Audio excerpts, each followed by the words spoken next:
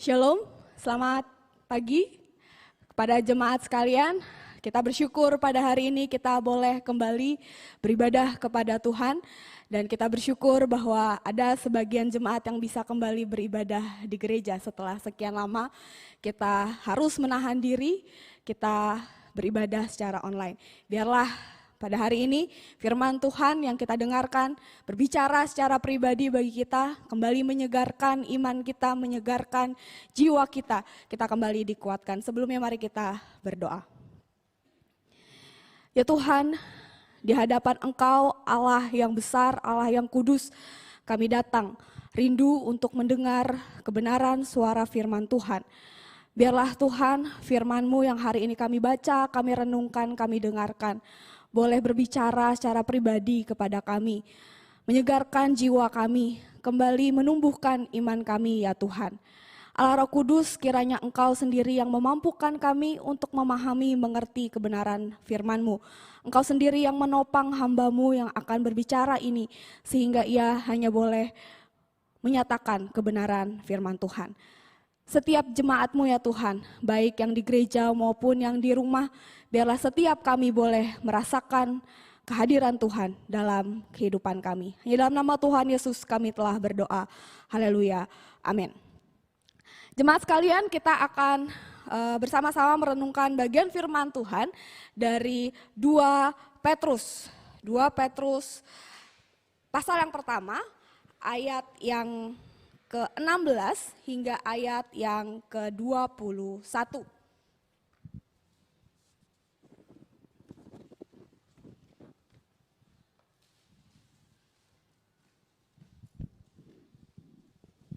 Mari kita bersama-sama membuka 2 Petrus pasal yang pertama, ayat yang ke-16 hingga ayat yang ke-21. Cukup pendek Bapak Ibu, jadi mari kita membacakannya bersama-sama dengan bersuara. 2 Petrus 1 ayat 16 hingga ayat yang ke-21. Nubuat tentang kemuliaan Kristus telah digenapi. 1, 2, 3. Sebab kami tidak mengikuti dongeng-dongeng isapan jempol manusia. Ketika kami memberitahukan kepadamu kuasa kedatangan Tuhan kita Yesus Kristus sebagai Raja. Tetapi kami adalah saksi mata dari kebesarannya.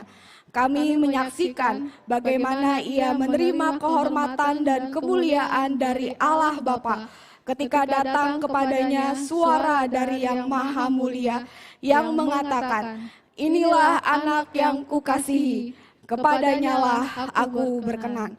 Suara itu kami dengar datang dari sorga ketika kami bersama-sama dengan dia di atas gunung yang kudus. Dengan demikian kami makin diteguhkan oleh firman yang telah disampaikan oleh para nabi. Alangkah baiknya kalau kamu memperhatikannya sama seperti memperhatikan pelita yang bercahaya di tempat yang gelap sampai fajar menyingsing dan bintang timur terbit bersinar di dalam hatimu. Yang terutama harus kamu ketahui ialah bahwa nubuat-nubuat dalam kitab suci tidak boleh ditafsirkan menurut kehendak sendiri. Sebab tidak pernah nubuat dihasilkan oleh kehendak manusia, tetapi oleh dorongan Roh Kudus orang-orang berbicara atas nama Allah. Berbahagialah setiap kita yang telah membaca, merenungkan, dan akan menghidupi kebenaran firman Tuhan ini dalam kehidupan kita. Jemaat sekalian, pada tahun 1989 ada sekelompok orang yang kemudian dikenal sebagai kelompok Bahtera Nuh. Itu mereka berkumpul dan membentuk sebuah gereja yang baru. Dimulai dari seorang wanita bernama Credonia Mwerinde. Mereka berkumpul, mengumpulkan pengikut dan membentuk sebuah gereja yang baru. Wanita ini percaya bahwa dia sudah menerima pernyataan dari Tuhan, menerima wahyu dari Tuhan. Dan dia kemudian mengajarkan pernyataan itu, tidak dijelaskan apa yang Tuhan nyatakan kepada dirinya, dia percaya Tuhan nyatakan kepada dirinya, tetapi kemudian dia mengajarkan kepada para pengikutnya bahwa Tuhan akan segera datang. Tuhan akan segera datang, akhir dunia akan segera tiba. Maka dia mendorong, memerintahkan pengikut-pengikutnya untuk mempersiapkan diri dan kemudian mereka bersama-sama memulai yang mereka sebut sebagai gerakan pemulihan 10 perintah Allah.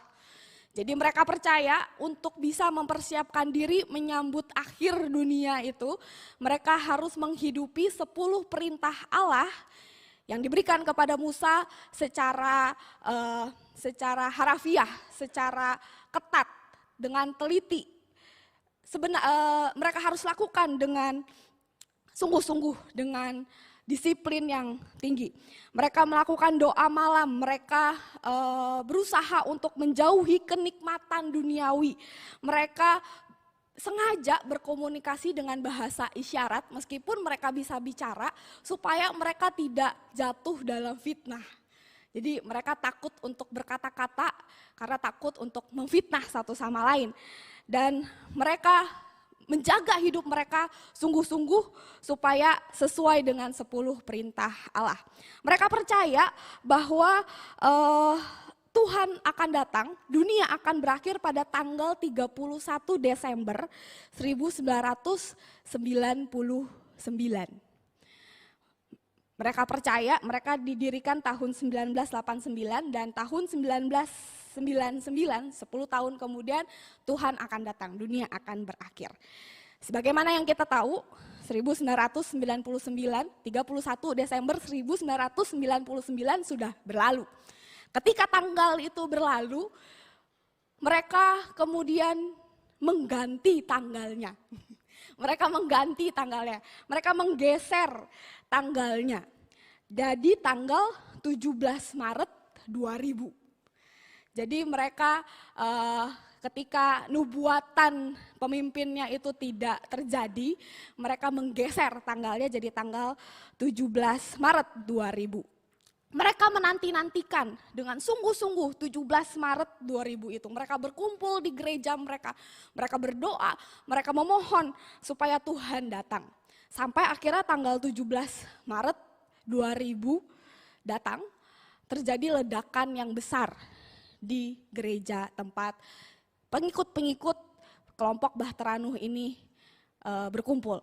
Terjadi ledakan yang besar dan ketika polisi datang, pada akhirnya mereka mendapati bahwa ada orang-orang yang kemudian tewas secara mengenaskan dan ada sekitar 338 orang meninggal dunia. Kemungkinan besar mereka mengakhiri kehidupan mereka sendiri. Jemaat sekalian, kita mungkin sering mendengar ya cerita-cerita dari kelompok-kelompok seperti ini. Orang-orang yang percaya bahwa tanggal sekian atau saat ini atau nanti pada waktu yang akan datang, Tuhan akan datang, dunia akan berakhir, zaman akan berakhir. Dan mereka kemudian mengumpulkan orang-orang untuk mempersiapkan diri, untuk menyambut hari itu tiba. Misalnya yang paling heboh itu, masih ingat nggak ya Bapak Ibu, tahun 2012. Ingat ya, 2012 itu tahun 2011-nya atau 2010-nya itu pada heboh. Katanya berdasarkan ramalan suku Maya ya kalau nggak salah, itu dunia akan berakhir. Wah itu heboh, seluruh dunia ketakutan, gak cuma orang Indonesia. Isu-isunya berkembang dengan liar begitu, nanti akan ada meteor lah, nanti akan ada bencana alam dan sebagainya. Dan tahun 2012 akhirnya datang dan berlalu. Dan akhir dunia gak jadi lagi ya Bapak Ibu ya, berkali-kali ini terjadi. Sampai ada filmnya ya, film 2012. Siapa yang masih ingat nonton, saya dulu sudah nonton. Berulang kali orang-orang berusaha untuk meramalkan kapan dunia akan berakhir, kapan Tuhan akan datang jika yang meramalkan orang Kristen. Kalau yang bukan orang Kristen biasanya dunia akan berakhir gitu. Tapi kalau yang memulai ramalan-ramalan itu adalah orang yang mengaku Kristen biasanya akan dihubungkan dengan Yesus Kristus yang akan datang. Ini menunjukkan bahwa sedikit banyak Bapak Ibu orang percaya maupun yang tidak percaya itu sedikit banyak tahu, sadar bahwa cepat atau lambat dunia akan berakhir. Dunia kita itu ada ujungnya, cuma kita nggak tahu kapan. Manusia berusaha menerka-nerka kapan dunia akan berakhir. Orang-orang Kristen berusaha menerka-nerka kapan Yesus Kristus akan datang. Dan mereka berusaha untuk mempersiapkan diri. Jika bukan orang percaya, bukan orang Kristen, mereka akan berusaha mencari cara bagaimana mengantisipasinya. Seperti yang ada di film 2012 itu. Mereka berusaha bikin bahtera yang besar supaya banyak orang bisa diselamatkan. Sementara orang-orang yang mengaku Kristen, yang menantikan Kristus, kemudian meramalkan satu tanggal tertentu, mereka biasanya akan berkumpul dan mempersiapkan diri. Berdoa, menjual harta milik mereka, berpuasa, dan sebagainya. Tetapi Bapak Ibu justru hal yang berbeda itu terjadi ketika Rasul Petrus menuliskan surat 2 Petrus. Ketika Petrus menuliskan surat ini sudah puluhan tahun, kira-kira tahun 60-an Masehi saat itu. Sudah puluhan tahun lewat setelah Yesus Kristus naik ke surga. Orang-orang Kristen sudah lebih banyak, sudah didirikan jemaat-jemaat Tuhan di berbagai kota dari Yerusalem sampai ke Eropa. Rasul-rasul sudah keliling-keliling ke berbagai tempat untuk mengabarkan Injil. Ada banyak orang yang sudah dimenangkan. Tapi bersamaan dengan bertumbuhnya gereja, bertumbuhnya jemaat Tuhan, juga muncul penganiayaan yang luar biasa. Awalnya cuma dari tetangga-tetangga mereka yang risih melihat perubahan hidup mereka. Awalnya cuma dari mungkin dalam skala kelurahan atau kota begitu. Tapi lama-lama sampai pada zaman tahun 60-an itu muncul seorang kaisar yang namanya Kaisar Nero. Yang kejam, yang jahat. Dan dimulailah penganiayaan yang sistematis dimulai oleh pemerintah. Orang-orang Kristen ditangkap-tangkapin terus disiksa, dipenjara dan bahkan mulai dijadikan hiburan untuk orang-orang yang mengejek mereka. Di tengah-tengah segala pertumbuhan yang terjadi di gereja, di tengah-tengah jemaat Tuhan, juga bersamaan dengan itu ada penganiayaan yang besar terjadi. Tapi bukan hanya itu saja. Ternyata di tengah-tengah penganiayaan, penderitaan, kesulitan yang dihadapi oleh orang-orang percaya saat itu juga muncul. Ada sekelompok orang yang kemudian mengajarkan, menyebarkan keresahan di tengah-tengah orang percaya. Ada segelintir pengajar yang kemudian menuduh para rasul telah menyebarkan hoax ya. Mereka menuduh para rasul telah mengajarkan dongeng bahwa satu hari nanti Yesus Kristus akan datang. Yesus Kristus akan datang kembali. Itu adalah pesan utama yang diajarkan oleh para rasul. Selain mereka mengajarkan Yesus itu mengasihi kita, Tuhan Yesus itu adalah Allah yang mati bagi kita, telah bangkit dan naik ke surga. Para rasul mengajarkan bahwa kita sedang menantikan saatnya di mana Yesus yang sudah naik ke surga akan datang kembali. Para pengajar ini yang disebut dalam 2 Petrus ini sebagai nabi-nabi palsu menuduh para rasul telah mengajarkan hoax. Mereka berkata bahwa Yesus Kristus tidak akan datang lagi. Buktinya apa? Buktinya sudah 60-an tahun. Sudah 50-an sampai 60-an tahun kita lewati. Mana Yesus Kristus? Bahkan kehidupan semakin sulit, penganiayaan semakin kejam. Jemaat-jemaat yang percaya pada Yesus Kristus bukannya mendapatkan kehidupan yang lebih nyaman, malah mendapatkan kehidupan yang semakin sulit. Dan sementara itu Yesus Kristus yang katanya berjanji akan datang, tidak datang lagi. Para pengajar ini membuat jemaat Tuhan yang saat itu memang sudah bergumul jadi ragu. Beneran gak nih Tuhan akan datang? Mana? Kapan? Kok gak datang-datang? Dalam surat 2 Petrus ini kemudian Rasul Petrus secara khusus menegaskan kepada jemaat yang sedang ragu saat itu. Bahwa kita memang sedang hidup di zaman penantian. Kita memang sedang menantikan kedatangan Kristus yang kedua kali. Masihkah kita mempersiapkan diri untuk menyambut kedatangannya?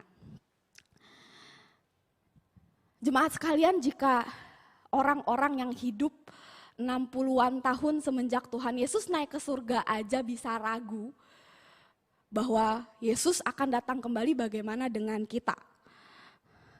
Kita sudah hidup kurang lebih 2000-an tahun ya, semenjak pelayanan Yesus di tengah-tengah dunia, semenjak Tuhan Yesus naik ke surga.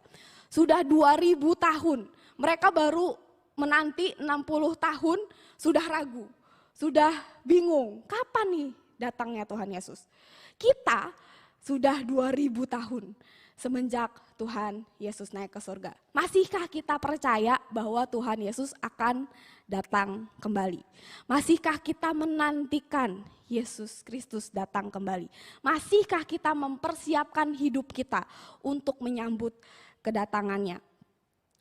Masihkah kita percaya satu hari nanti Yesus Kristus akan datang dalam kemuliaannya, akan menghakimi dunia ini, akan mengangkat kita bersama-sama, memulihkan keadaan kita, dan menjadikan kita semua hidup di tengah-tengah ciptaannya yang baru, yang kudus dan mulia? Masihkah kita percaya?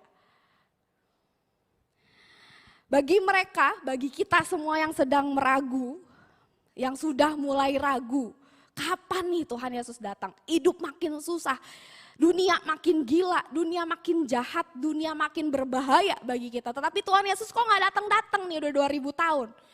Bagi kita yang mulai ragu, kebenaran firman Tuhan dari Petrus 2 Petrus ini akan memberikan kita bukti bahwa kedatangan Kristus yang kedua kali itu nyata dan patut untuk kita nantikan, patut kita persiapkan kedatangannya. Rasul Petrus kemudian menyatakan ada 2 bukti Bapak Ibu, bahwa ini bukan hoax, kedatangan Kristus itu bukan hoax, dia benar-benar akan datang. Ada 2 bukti. Yang pertama, Rasul Petrus kemudian menjelaskan bahwa bukti yang pertama adalah mereka sendiri telah menjadi saksi dari kebesaran Yesus Kristus. Ini yang menjadi dasar dari tema kita ya. Mereka, para rasul sendiri sudah menyaksikan kebesaran Yesus Kristus. Itu ada di ayat 16 hingga 17.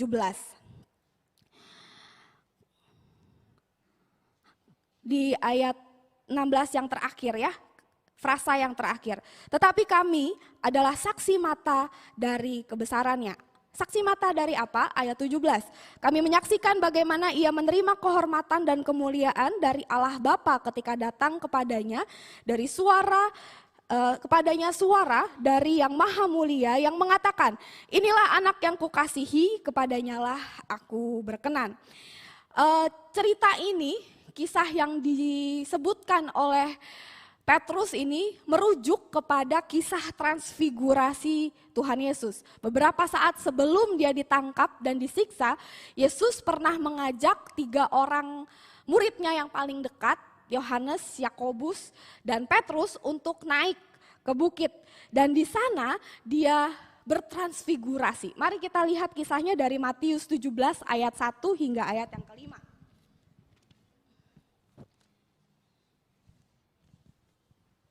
Matius 17 ayat 1 hingga ayat yang kelima. Saya mau mengajak Bapak Ibu kita sekalian untuk membacakannya bersama-sama. Matius 17 ayat yang pertama hingga ayat yang kelima. Jika sudah menemukannya, mari kita membaca sama-sama. 1, 2, 3. 6 hari kemudian, Yesus membawa Petrus, Yakobus, dan Yohanes saudaranya, dan bersama-sama dengan mereka ia naik ke sebuah gunung yang tinggi. Di situ mereka sendiri saja. Lalu Yesus berubah rupa di depan mata mereka, wajahnya bercahaya seperti matahari, dan pakaiannya menjadi putih bersinar seperti terang. Maka nampak kepada mereka Musa dan Elia sedang berbicara dengan dia. Kata Petrus kepada Yohanes, Tuhan, betapa bahagianya kami berada di tempat ini. Jika engkau mau, biarlah aku dirikan di sini 3 kemah. 1 untuk engkau, 1 untuk Musa, dan 1 untuk Elia. Dan tiba-tiba sedang ia berkata-kata, turunlah awan yang terang menaungi mereka.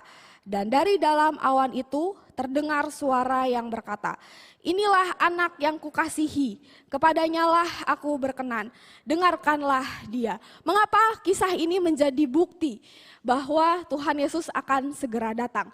Bapak Ibu, selama Tuhan Yesus melayani di dunia ini, dia datang sebagai manusia.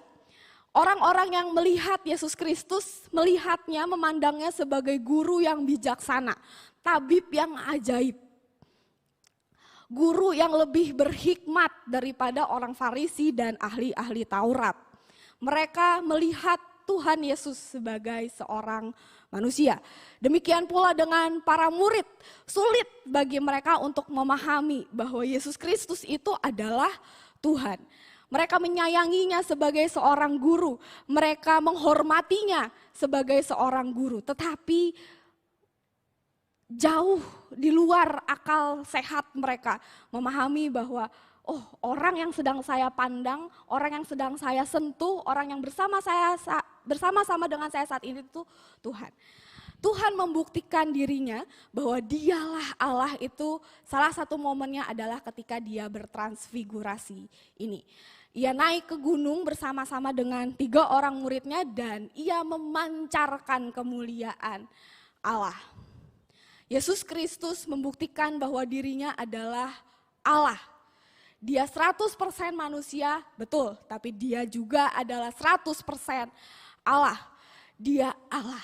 Bapak Ibu ingat ketika Musa naik ke Gunung Sinai lalu bertemu dengan Tuhan, dia hanya melihat punggung Tuhan. Dan setelah itu ketika dia selesai melihat punggung Tuhan, wajahnya memantulkan sinar kemuliaan Allah. Musa manusia ketemu Allah, wajahnya memantulkan kemuliaan Allah. Saat ini Yesus Kristus juga memancarkan kemuliaan Allah, tetapi berbeda dengan Musa. Musa hanya memantulkan seperti cermin yang memantulkan sinar yang datang kepadanya. Tetapi kemuliaan itu terpancar dari dalam dirinya. Jika kita baca di ayat 2 dari Matius 17 tadi, Yesus berubah rupa di depan mereka. Wajahnya bercahaya seperti matahari dan pakaiannya menjadi putih bersinar seperti terang. Dia bersinar seperti matahari, bukan sekedar seperti lampu, tetapi seperti matahari. Dia berubah jubahnya menjadi putih, bukan jadi baju putih seperti yang saya gunakan, tetapi seperti terang. Menggambarkan kemuliaan yang luar biasa sehingga para murid yang ikut bersama-sama Yesus saat itu tersungkur. Saking takutnya, saking takjubnya melihat kemuliaan yang luar biasa itu. Kisah ini bukan hanya sekedar jadi sebuah kisah yang menunjukkan bahwa Tuhan Yesus bisa berubah wujud gitu. Tetapi ini menunjukkan bahwa Yesus Kristus memiliki kemuliaan Allah karena ia sendiri adalah Allah. Jika saat itu ia menunggu waktu yang tepat untuk menunjukkan kemuliaannya kepada orang-orang yang dipilihnya, dari 12 murid hanya 3 orang yang dipilihnya, maka tidak heran jika saat ini pun dia sedang menantikan waktu yang tepat di mana dia akan menunjukkan kemuliaannya secara penuh. Saat ini Yesus Kristus sedang ada di tahtanya, menunggu waktu yang tepat untuk datang menggenapi janjinya dan menyatakan kemuliaannya bagi kita. Transfigurasi Tuhan Yesus menjadi bukti Dan para rasul adalah saksi bahwa ia adalah Tuhan. Karena ia adalah Tuhan dan dia sudah menggenapi nubuatan para nabi, maka ia juga akan menggenapi janjinya sendiri. Inilah bukti yang kedua Bapak Ibu, bahwa Tuhan Yesus sudah menggenapkan nubuatan dari para nabi. Dan saat ini kita juga sedang menunggu penggenapan dari janjinya sendiri. Itu ada di ayat 19. Ketika para rasul melihat peristiwa transfigurasi itu, maksudnya dari 2 Petrus pasal 1 ayat yang ke-19 ya Bapak Ibu, mereka semakin diteguhkan bahwa benar orang yang ada di hadapan mereka yang sedang memancarkan kemuliaan Allah itu adalah orang pribadi yang dinubuatkan oleh para nabi. Ia adalah Mesias yang sudah dinanti-nantikan oleh umat pilihan Allah selama ratusan tahun. Dia adalah Allah yang para nabi sebut-sebut dalam kitab-kitab mereka. Lalu Bapak Ibu, dalam kisah transfigurasi itu ada satu perkataan yang muncul. Di ayat yang ke Matius 17 ayat yang ke-5. Dan tiba-tiba sedang ia berkata-kata, turunlah awan yang terang menaungi mereka, dan dari dalam awan itu terdengar suara yang berkata, inilah anak yang kukasihi, kepadanyalah aku berkenan, dengarkanlah dia. Dari surga muncul suara, terdengar suara yang menyatakan bahwa inilah anak yang kukasihi, kepadanyalah aku berkenan. Bapak, Ibu, saudara-saudari sekalian, perkataan ini pun adalah perkataan yang terambil dan percis tertulis di Perjanjian Lama. Kata inilah anakku itu merujuk pada Mazmur 2 ayat yang ke-7. Inilah anakku yang kukasihi.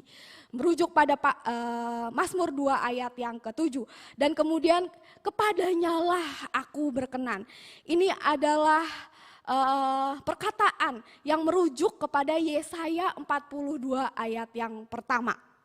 Yesaya 42 ayat yang pertama mengenai hamba yang menderita, suffering servant, yang ada tertulis di Yesaya. Hanya transfigurasi Tuhan Yesus, hanya suara yang muncul, yang turun dari surga, itu sudah menggenapi dua nubuatan, 2 ayat di dalam perjanjian yang lama. Belum lagi kalau kita melihat apa yang terjadi dari kelahiran sampai kematian, sampai kebangkitan, sampai dia naik ke surga. Yesus Kristus adalah pribadi yang menggenapkan nubuatan para nabi. Ini menjadi bukti bahwa perkataannya, janjinya itu patut untuk kita percayai. Ia sudah pernah berjanji bahwa ia akan datang kembali. Dan itulah yang layak untuk kita pegang, untuk kita percayai dalam hidup kita. Mari kita buka bersama-sama Bapak Ibu dari Wahyu. Wahyu 22.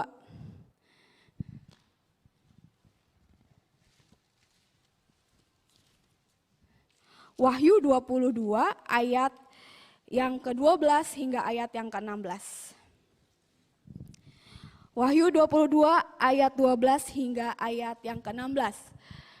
Yesus Kristus sendiri melalui Rasul Yohanes berjanji, sesungguhnya aku datang segera dan aku membawa upahku untuk membalaskan kepada setiap orang menurut perbuatannya.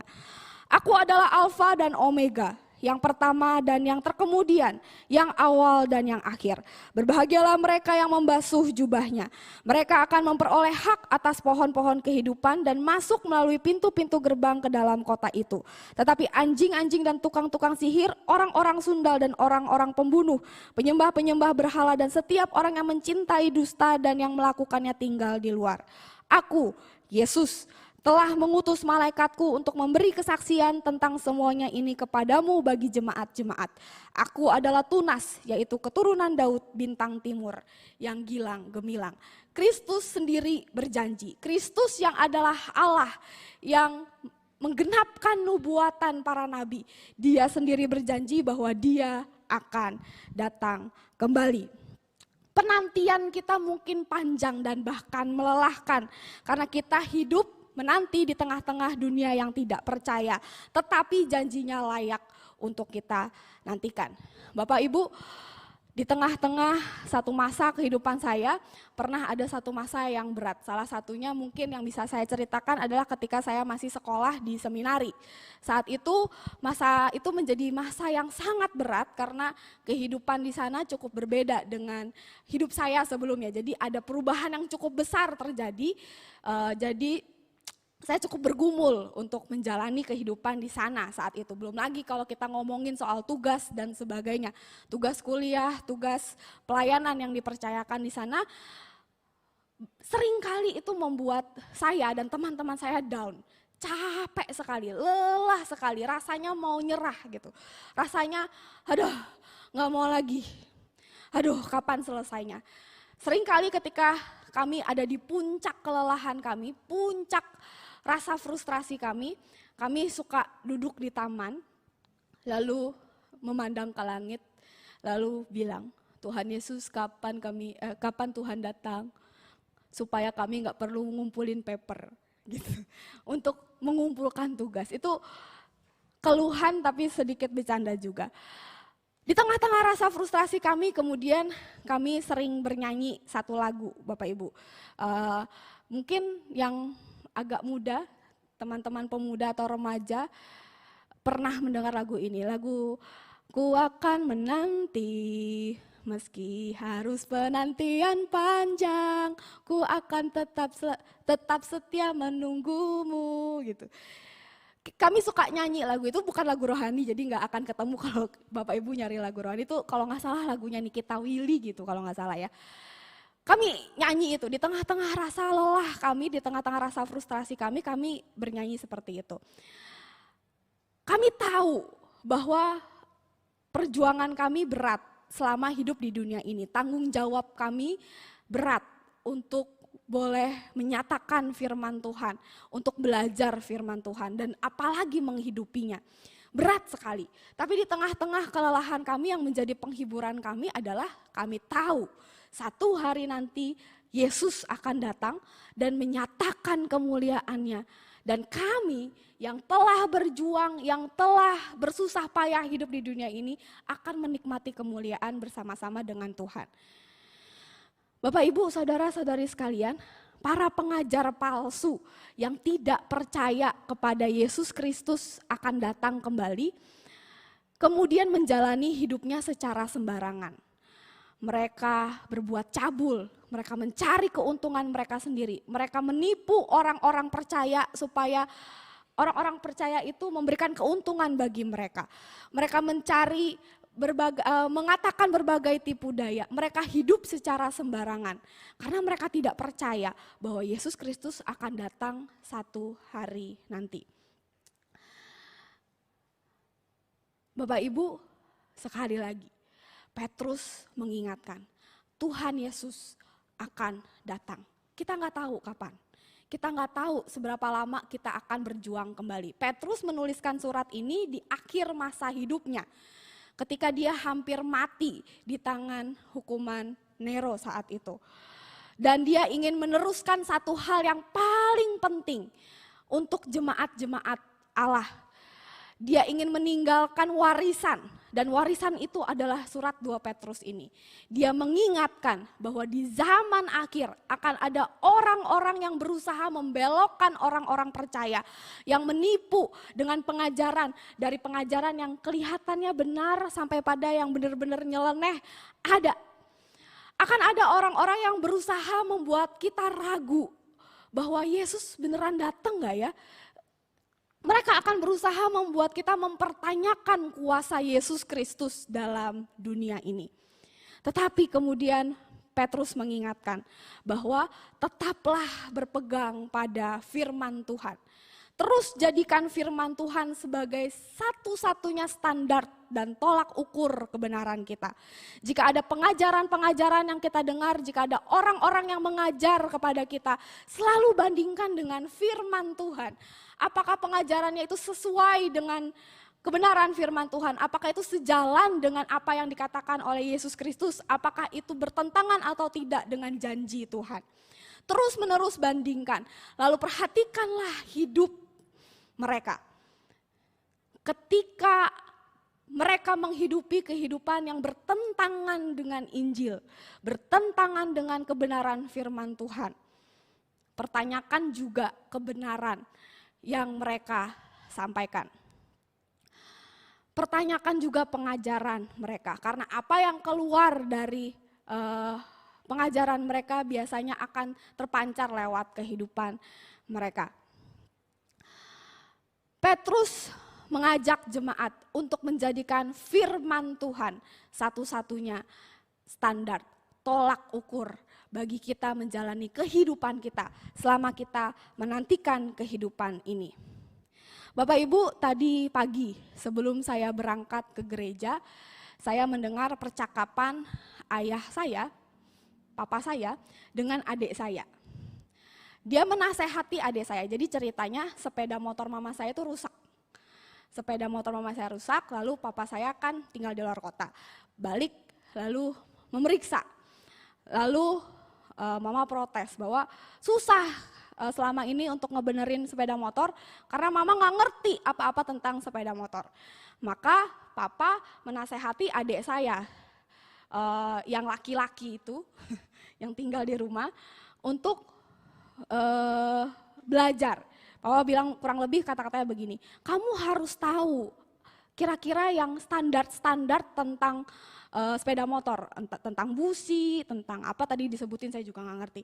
Kamu harus tahu apa yang standar-standar. Jadi ketika ada sesuatu yang terjadi mungkin rusak atau mogok, lalu kamu pergi ke sebuah tempat untuk ngebenerin motor itu, kamu bisa tahu kamu lagi ditipu atau enggak.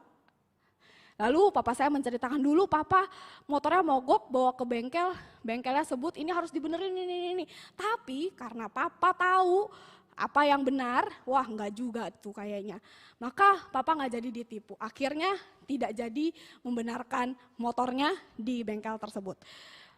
Waktu saya mendengar itu, saya jadi, loh kok cerita ini agak mirip dengan pesan Petrus ya, bahwa kita harus mengerti apa yang menjadi standar-standar kebenaran firman Tuhan. Dan jadikan itu standar kebenaran kita. Standar hidup kita. Standar kita menjalani kehidupan kita. Standar kita memandang dunia ini. Standar kita untuk meresponi apa yang terjadi kepada dunia ini.